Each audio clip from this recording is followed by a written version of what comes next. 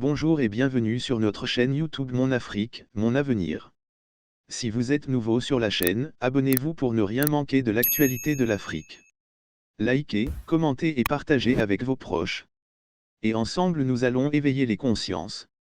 Entre les minerais à exploiter, la manipulation et le contrôle de la bourse de ses anciennes colonies, la France a du mal à se défaire de l'Afrique. Mais pour les Africains il est temps qu'elle s'en aille. Pour un pays comme le Niger qui fournit à lui seul près de 80% de l'uranium qui alimente les centrales d'énergie en France, il est difficile voire impossible pour elle de dire bon d'accord, puisque vous ne voulez plus de moi je m'en vais. Car lorsqu'on a été pendant des siècles le bourreau d'un peuple inoffensif, qui jamais ne se plaint, on finit par légitimer l'acte d'oppression qui est exercé. Mais au moment où ces personnes oppressées se lèvent pour dire non, ils sont traités de tous les noms d'oiseaux. Putschistes, juntes, milices et bien d'autres. Ce qui se passe actuellement en Afrique de l'Ouest, dans les anciennes colonies françaises, est tout simplement une révolution. L'Afrique se réveille et sort de son sommeil néocolonialiste. Bien entendu, l'Occident appelle cela autrement parce que ce mouvement ne fait que perturber ou mettre un terme à ces plans de pillage perpétuel des minéraux de l'Afrique. Mais vous avez parlé de la décolonisation 2.0, mais en quoi consiste ce système dans lequel le pays dépend, en l'occurrence de la France, par exemple? Justement, parce que, il faut répéter toujours parce que c'est très important. Absence de politique monétaire souveraine, absence de contrôle sur l'économie. Toutes les décisions importantes vis-à-vis de l'économie de tous ces pays sont prises par la Banque de France. Et en termes de fonctionnement de France-Afrique, les monopoles principaux sont par compagnie française. Navigation, transport, téléphonie, France Télécom par exemple, des grands business comme Bouygues en France par exemple. Ils sont partout, ils ont des monopoles et tout ça est lié à la force de l'État français et à la force de la Banque de France pour contrôler l'économie de tous ces pays en même temps. Alors ça, c'est l'essence d'un système de néo-exploitation, disons. Le secteur minier du Burkina Faso concourt aujourd'hui à près de 20% des recettes de l'État. Quatrième producteur d'or du continent, le pays dispose en outre d'un potentiel gisement de manganèse de niveau mondial ainsi que de ressources en nickel, phosphate, fer, graphite, plomb, pyrite et antimoine. Il pourrait ainsi voir son secteur minier se développer rapidement. En 2010, au moins 60 entreprises internationales étaient impliquées dans l'exploitation minière.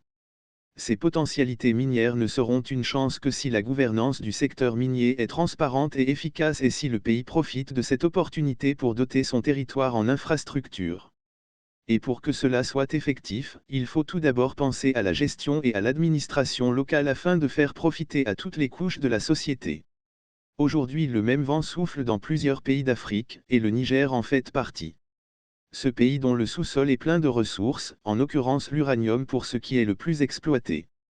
Pendant des années, entre mauvais accords et malversations financières, la France a toujours su se placer au sommet au détriment de ces pays avec qui elle signe des partenariats et des accords dits gagnant-gagnant.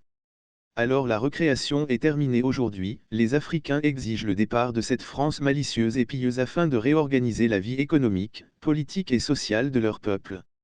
Bien que certains États africains se rangeant aux côtés de la France, l'éveil des consciences qui grandit ces derniers temps permet aux Africains de se rendre compte de ce que c'est en se serrant les coudes qu'ils pourront sortir victorieux de cette cabale orchestrée contre eux.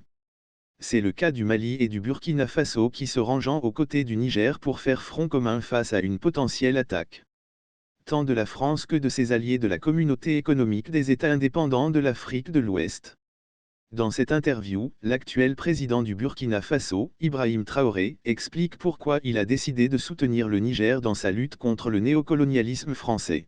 Si vous partez à Niamey, vous vivez un peu, vous revenez par exemple à Fada, vous vivez un peu, vous allez toujours vous croire dans la même ville. Nos peuples sont les mêmes. Ça, c'est une réalité. En Afrique de l'Ouest, ici, c'est les mêmes peuples. Mais c'est que les gens refusent de comprendre. Secondo, on ne peut pas les sanctions appliquées au peuple nigérien. Lorsque vous regardez, certains ont traité ça d'inhumain, c'est plus qu'inhumain. Quand on pense que c'est des gens qui parlent des droits de l'homme et qui appliquent ces sanctions à un peuple, l'empêcher de se nourrir, l'empêcher de se soigner, de quel droit de l'homme est-ce qu'on parle? Nous, c'est un devoir, ce sont nos frères.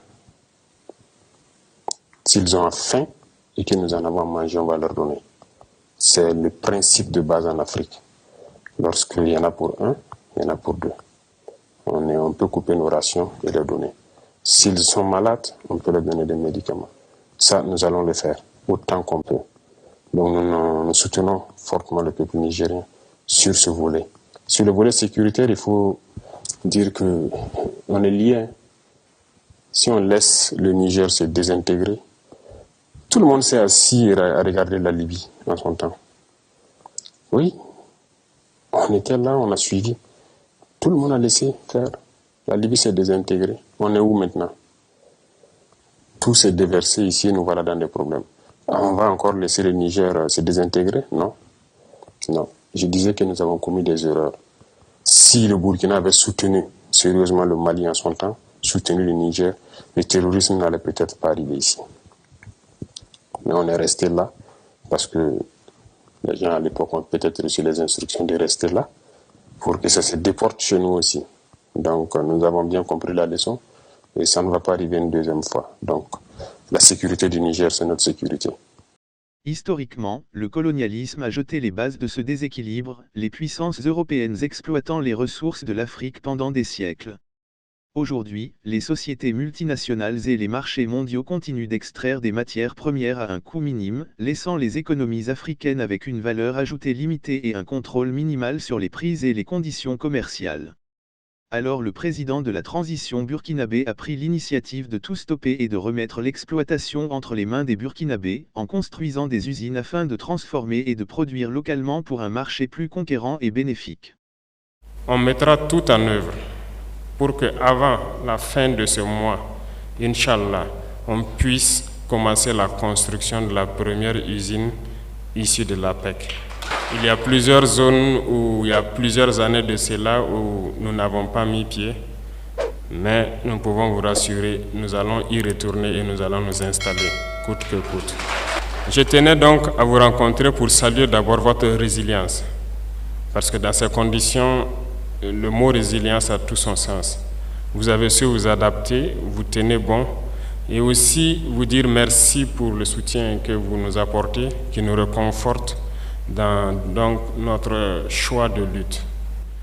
Vous remerciez également pour tout ce que vous apportez donc, à l'économie de ce pays.